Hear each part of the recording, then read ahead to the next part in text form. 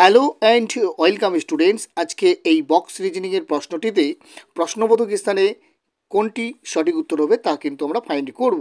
তো এখানে যে লজিকটি রয়েছে কলাম বরাবর, ফার্স্ট কলাম বরাবর যদি আমরা লজিকটি দেখি তাহলে আমরা পাবো এখানে এইচ এর পজিশন হলো 8, বি এর পজিশন হলো 2, এটিকে যখন মাল্টিপ্লাই করব তাহলে পাবো আমরা 16। অ্যালফাবেটের 16 পজিশনে রয়েছে পি। এই লজিকটি মিডিল কলাম বরাবর রয়েছে কি না তা কিন্তু আমরা এবার যাচাই করে নেব। তো সি এর পজিশন হলো 3, এফ এর পজিশন হলো 6, এই দুটোর মাল্টিপ্লাই করলে আসবে 18 পজিশনে রয়েছে অ্যালফাবেটের আর। ঠিক এই লজিকটিকে অনুসরণ করেই কিন্তু আমরা এই প্রশ্নবোধক স্থানের মানটি ফাইন্ড করব। তো যা হোক, এখানে টি এর টোটাল পজিশন দেওয়া রয়েছে 20 আর ই এর পজিশন হলো 5। এটিকে যদি আমরা ডিভাইডেড করি তাহলে পাবো আমরা 4। অ্যালফাবেটের 4 পজিশনে রয়েছে অপশন নাম্বার ডি। তো সঠিক উত্তর হয়ে গেল অপশন নাম্বার সি। দ্বিতীয় যে বক্স রিজনিংয়ের প্রশ্নটি, এটিও কিন্তু 2012-তে আইআইএফটি এক্সামে করা হয়েছিল। তো এখানে যে প্রশ্নবোধক চিহ্ন রয়েছে লাস্ট রয়ের লাস্ট বক্সে, তো সেটি কিন্তু আমরা ফাইন্ড করতে চলেছি। তো এখানে যে লজিকটি রয়েছে আমরা লজিকটিকে প্রথমে খুঁজে নেওয়ার চেষ্টা করব। এখানে লজিকটি হলো এফ এর পজিশন হলো 6 এবং আই এর পজিশন হলো 9। এই দুটোর যদি আমরা টোটাল করি তাহলে পাবো 15। অ্যালফাবেটের 15 পজিশনে রয়েছে ও।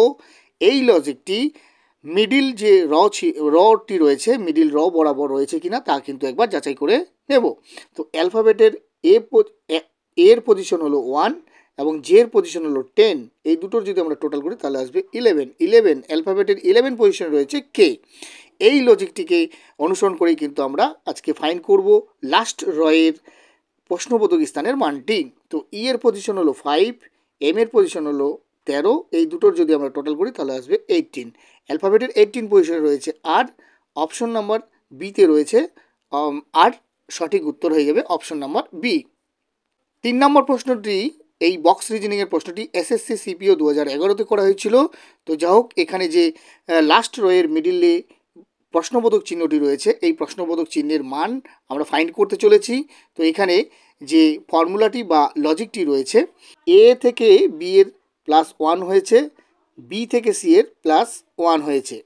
এবার জেড থেকে ওয়াই -1 হয়েছে, -1, আর ওয়াই থেকে এক্স হয়েছে -1। ঠিক এই লজিকটি মিডিল র বরাবর রয়েছে কিনা সেটি কিন্তু একবার আমরা যাচাই করে নেব। তো ডি থেকে ই +1, ই থেকে এফ +1, ডাব্লু থেকে ভি -1, ভি থেকে ইউ -1।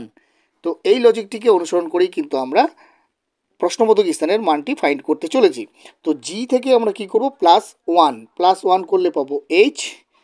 টি থেকে আসবে পরের অ্যালফাবেটটি -1। তো টি এর যদি -1 করি তাহলে আসবে এস, এইচএস, অর্থাৎ অপশন নাম্বার এতে রয়েছে HS. Option number A is the correct answer. Thanks for watching this video. জয় হিন্দ, জয় ভারত।